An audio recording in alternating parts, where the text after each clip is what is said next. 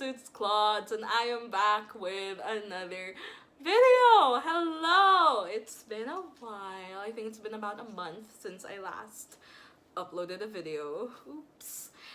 Anyway, I had, Luna! I had a pretty difficult month of reading last August. Reading slumps were pretty much right around the corner, and I just was really forcing myself to read. And then by September, the books I chose were a little long, so it's been taking me some time to get through those. But anyway, I'm gonna talk to you about the first two books I read this September. And I honestly did not realize that these two books had pretty much the same premise. I swear it was just pure coincidence. Last month I decided to read this first book just because it was really called, like, I've had this book for over a year and I haven't touched it yet, and just last month it was calling to me like, read me. Luna, stop moving my tripod! And then this next book I saw in Fully Booked, and it was by an author whose whose debut novel I read and loved.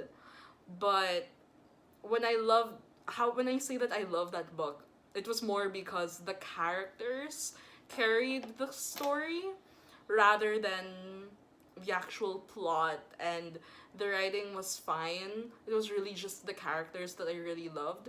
So when I saw this book in Fully Booked, I was a little hesitant to buy it because it's also hardcover. And we all know that hardcovers are a lot more expensive than paperbacks. But you know, I kind of wanted, like, you know how when an author usually just writes standalones, most of the time their covers kind of look similar, and all of these authors' covers just look so nice in hardback that I needed it as a hardback. So I bought it like spontaneously, and then I saw another book reviewer on Instagram. Luna! Look! Luna! So annoying. I saw another bookstagrammer review this book and give it like, I think they gave it like 4 or 5 stars. So yeah, I was glad that I bought it, and I am off center. Great. So yeah. Anyway, to cut to the chase, I'm gonna talk to you guys about these two books because their genre, they're both fantasy, but their themes and genre are just like subgenre rather, are so different that it's so funny that they start out the same way. So anyway, the first book I am going to be talking to you about is Promise of Blood by Brian McClellan. So I think it was about last year when I saw Daniel Green talk about this trilogy in his YouTube channel. And it's actually a pretty old video. I think he posted this in like 2019, 2018, around that time. But well, for one thing, I really like the cover. And two, with fantasy, you know, it's normally like, when you think fantasy, you normally think like swords, arrows, spears, that type of thing. Those type of weaponry. But in this novel, it's called the Powder Mage Trilogy, by the way. So this is the first book of the Powder Mage Trilogy. And here we get something called gunslinger magic. I forgot what like the actual genre is called. I'll look it up for you guys sometime soon. Luna! What do you want? Take a nap. In The Promise of Blood, the story starts out with there having been a coup in the castle. So basically the king and the other nobles have been overthrown by the general and other members of his quote-unquote rebellion. And that's how the story begins. And the next, like, what happens after? The story that we follow is our main character, General Tamaz. He and his advisors, his co-powder mages, and the other council members, they are trying to build up their country after having been ruled under tyranny for years, and just trying to remedy their finances, an uprising from royalists, and incoming conflict from another country, as well as some type of conflict with a legend that most people believe to be a myth. So what's really interesting about this is that most of the time stories like these, because his character General Tamaz mentions at one point that their rebellion, their uprising, their coup was years in the making. And normally that's the trilogy that we follow. What we usually follow, like, like Hunger Games, for like, which is a good example. We follow their journey into taking down the tyrannical ruler, right? This time, the story already starts off with the tyrannical ruler being overthrown. So again, what we see is what happens after, which is, like, normally that like normally that's the epilogue. Sometimes in the epilogue it just focuses on the characters rather than what has become of the state of the kingdom or the country, right? So that's what I found really interesting. And our characters, like, it's dark. Like, Brian McClellan really said, like, morals, who is she? We don't know her. And I really like our main character, General Tamaz. He's not your typical, like, hero, so to speak. He's not trying to be the hero. He actually plans on, like, he leads it now. He's calling the shots now, but really, once everything has settled down, he doesn't want the throne. He doesn't want to be the ruler. He just wants to live out the rest of his days as long as the kingdom is secure. And I respect that. And he has his other motives. He has his personal motives that I won't get into because spoilers. But yeah, it's not a comedy, obviously, but Brian McClellan's humor is so dry and sarcastic that you can't help but, like, just laugh and feel connected to his characters. Like, my favorite character in this whole book is Olam, who is Tamaz's bodyguard. And if you pick up this book, you would know why Olam is my favorite. He's just so funny. He's not even trying to be funny. It just is. It's so he's just so blatantly honest that it comes off as ridiculous, and I love that about him. And that's, like, my main thoughts on The Promise of Blood, sorry. The next book I'm going to talk about is So This Is Ever After by F.T. Lukens. And again, these two books have, like, start off the same way, but they look so different. I mean,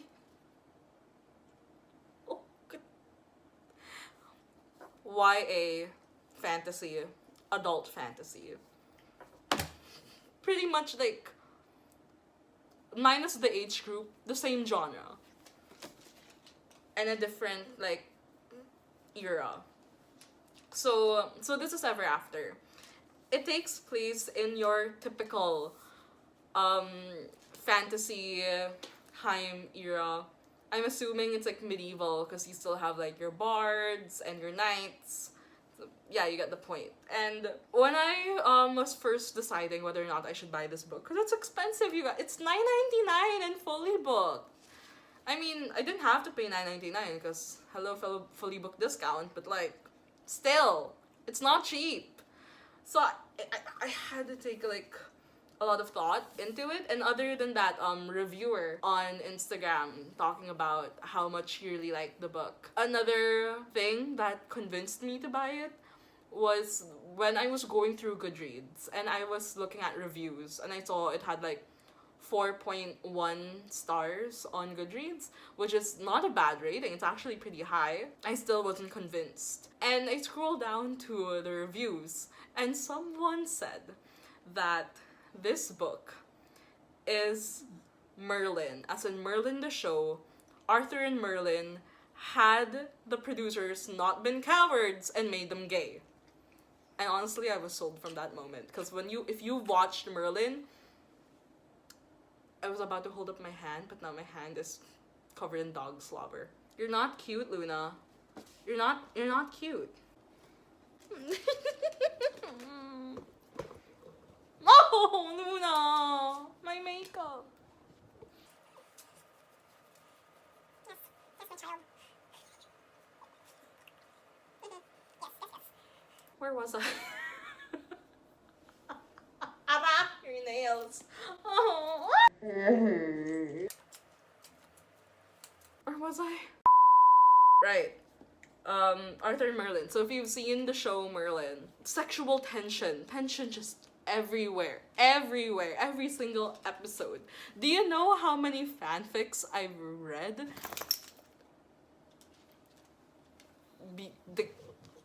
Luna!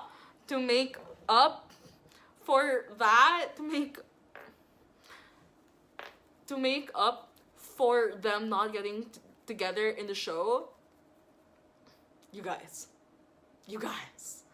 So when I read a book where people literally say that it's Arthur and Merlin had the producers not been cowards, I was sold. I was so sold. Literally, I think F.T. Lukens knew what they were doing, because our main character, his name is Arek with an A. Love interest, Matt Merlin. F.T. Lukens knew what they were doing. They knew what they were doing. And I respect that. Thank you for taking one for fangirls. And I finished this like pretty quickly, actually. I think I finished it in like 3 days. And I had so much fun reading it. Like, look, it's not the plot is fine. It's like, it's not super like out there, you know, but how it was executed was so well done. And it's just so funny, like completely funny. So this is Ever After, just like Promise of Blood. It takes place when the tyrannical ruler is overthrown. In this case, executed by our main character, Arek. And so our band of heroes, there are 6 of them. So you get Arek, Matt, Rion, Bethany, Siona, and Lila. So they're all like in their teens. It's YA. They're all in their teens, and they somehow defeat this evil lord who's been ruling for 40 years. And it's so funny because just like Promise of Blood, where I said earlier, Tomas mentioned that their rebellion was years in the making. So this is Ever After. The characters mention that they've been on this quest for 9 months. And again, normally, that's the book that we usually follow. That's the usual trilogy that we follow. But these guys, they've been on this journey for 9 months. And again, like Promise of Blood, what the story we're following is actually the aftermath. So the tyrannical ruler is gone. What happens next? Who rules the kingdom? How do we rule this kingdom? And it's so funny because this entire kingdom is being run by teenagers now. And it sounds so ridiculous, but I swear you guys, it's hilarious. It's hilarious. Ah! Manieta. And our characters, they are so lovable in every sense. I kind of wish that some characters had a little more screen time, such as Rion and Lila. just a little more. But really, I'm happy with it. I rated this 5 stars. And again, it's more because like it's your typical story. Okay, so when they overthrow the previous ruler, Arek becomes king. He becomes king not knowing that there's a legend that a king needs to be bonded to another person by the time that they're 18. Otherwise, they fade away. So, Arek is 17 at the very start of the book, and he has 3 months before he turns 18 to find someone to bond to. Otherwise, he fades away. And it's really just a whole chaotic mess of him trying to find someone to be bonded to while already knowingly having feelings for someone. And it's just, look, if you know me, you know I hate the miscom trope and the childhood friends to lovers trope. I hate those two tropes so much. But listen, F.T. Lukens made it work. They made it work. I rated this book 5 stars with the 2 tropes that I hate. And I might be overhyping it. I don't know. I really enjoyed this book. It was funny, it was cute, it was sweet, it was romantic. It had like all the like I mean this as the best compliment that I can like describe and give right now. It read like a really good fanfic. And I mean that as a compliment, okay? That is not insult. I mean that as a compliment. There are so many fanfics that are better than actual novels. It's crazy. It's also really quick read. And it's like 341 pages. The font is big. The spacing is big. You'll finish this in almost no time. And I really enjoyed it. Genuinely, you guys. I know I keep saying that again and again and again. Like, it also seems so chaotic, but like... Look, just read it, okay? Bottom line is, I'm gonna keep repeating myself, I swear to God. Bottom line is, really cute, romantic, fun, adventurous, and it's like, it's all the tropes, it's all the common tropes, not tropes, it's all like, it's the common fantasy setting that we know, that we are very familiar with. And F.T. Lukens managed to take what we already know and just had fun with it. And I had fun reading it. So yeah, and just, can you imagine that the same premise from these 2 books? Like, pretty much polar opposites. It's like these 2 authors were given a prompt and was told, go do what you want to do. And the prompt was, your story starts at the end of a tyrannical ruler's rule. And these are what these 2 authors came up with. Obviously, that probably wasn't the case, but you get what I mean. Sorry, I was holding in a burp there. So, yeah, if you enjoyed this chaotic rambling that was just as chaotic as our characters from this book, then go give this video a like, subscribe. I'll leave a link to where you guys can purchase these on Foley Book, or I'll link the Goodreads as well. Sorry, that's Luna scratching at her grass mat. So yeah, I hope you enjoyed this video. Please give this video a like, leave a comment, subscribe, click on the bell icon, and yeah, I hope I'll see you in the next one. Bye!